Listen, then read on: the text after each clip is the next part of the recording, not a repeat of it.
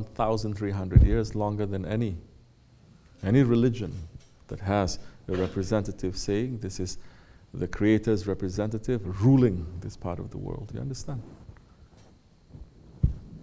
Some they may have kings, 1 generation, 2 generations, and that's it.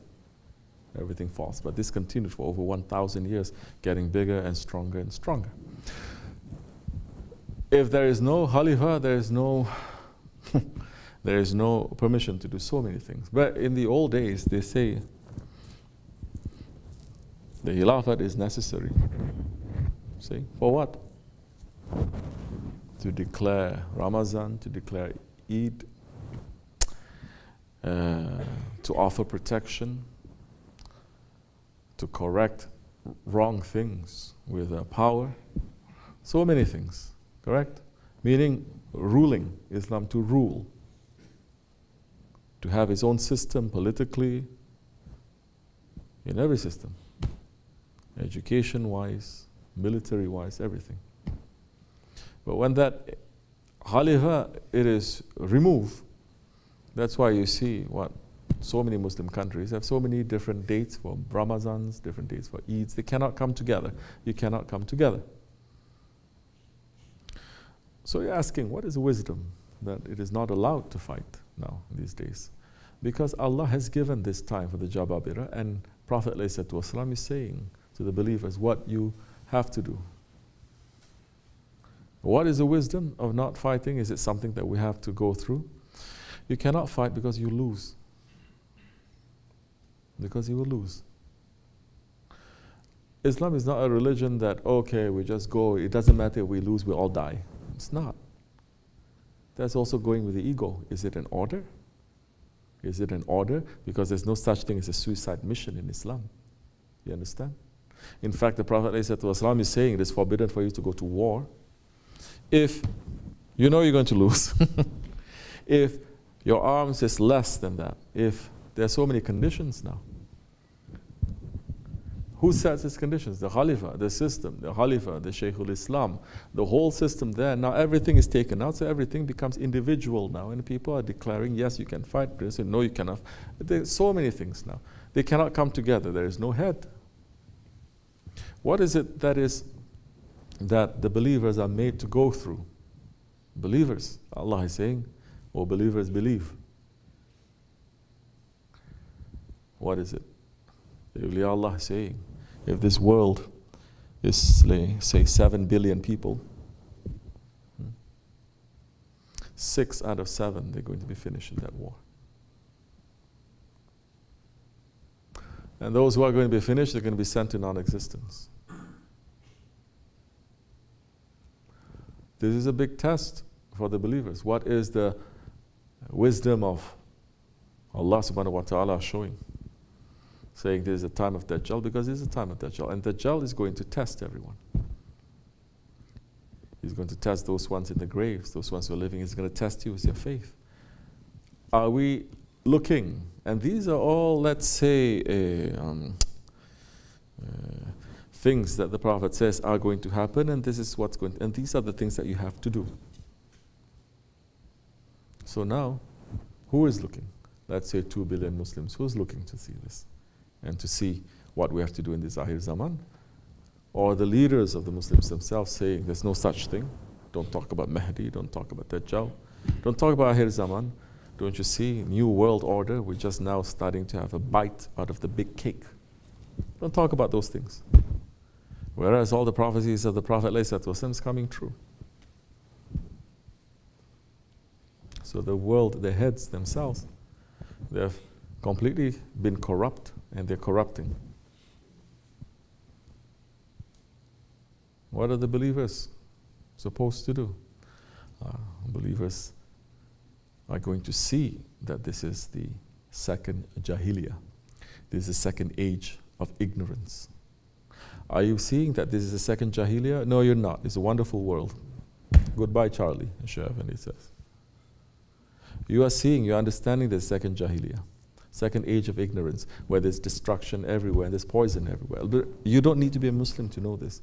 In fact, there's so many non-Muslims here. I just asked a question about global warming. There's one of the things that we've completely destroyed in this world.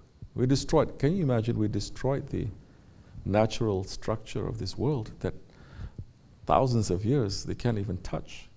And world has become industrialized in a big scale, let's say past 100 years. We cannot even, with this technology of 100 years, let's say, we cannot even make it to last, this world. We keep eating at each other. So, how are the believers thinking?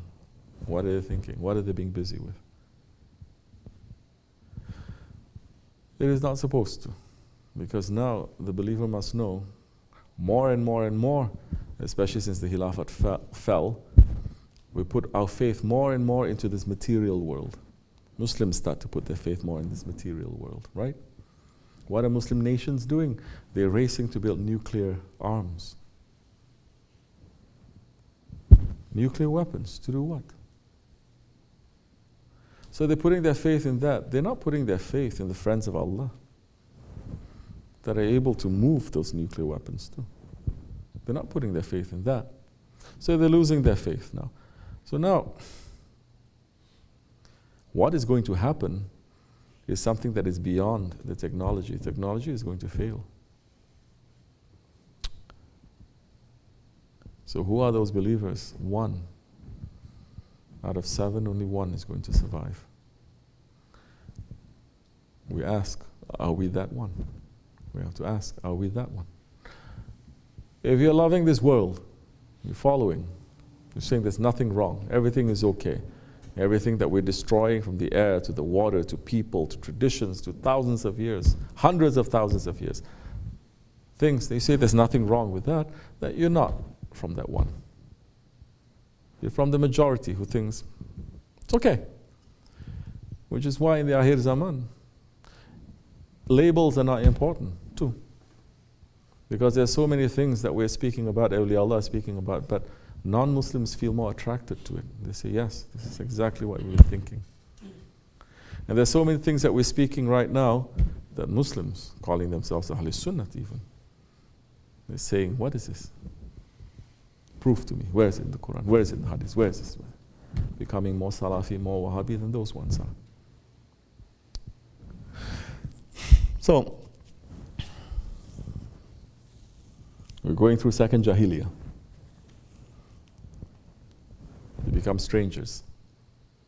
To feel a little bit what the Prophet ﷺ and his companions, they felt in the first Jahiliyyah. Are we feeling like that?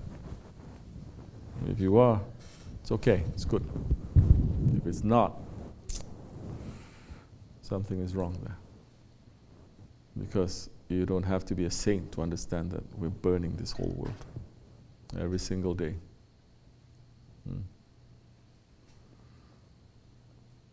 Who understood the danger of, let's say, Chernobyl in the 80s? Who understood the danger of that when those nuclear reactors, they just melt down and they're sending a punishment that is from hell. A punishment from hell. It is unseen. Everything it touches, it just melts it away, right away. Nothing can stop it. Who is aware of that?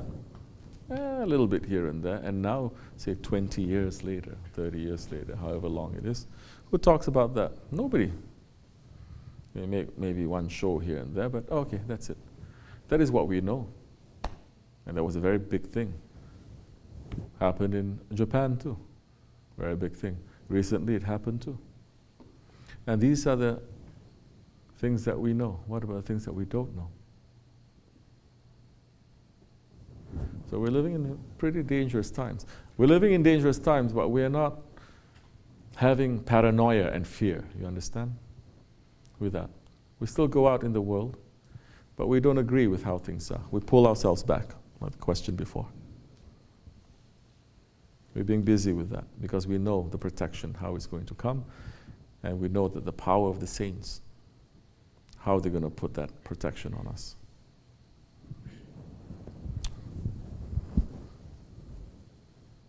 If you're fighting against your nafs, you'll be able to fight against these dajjals.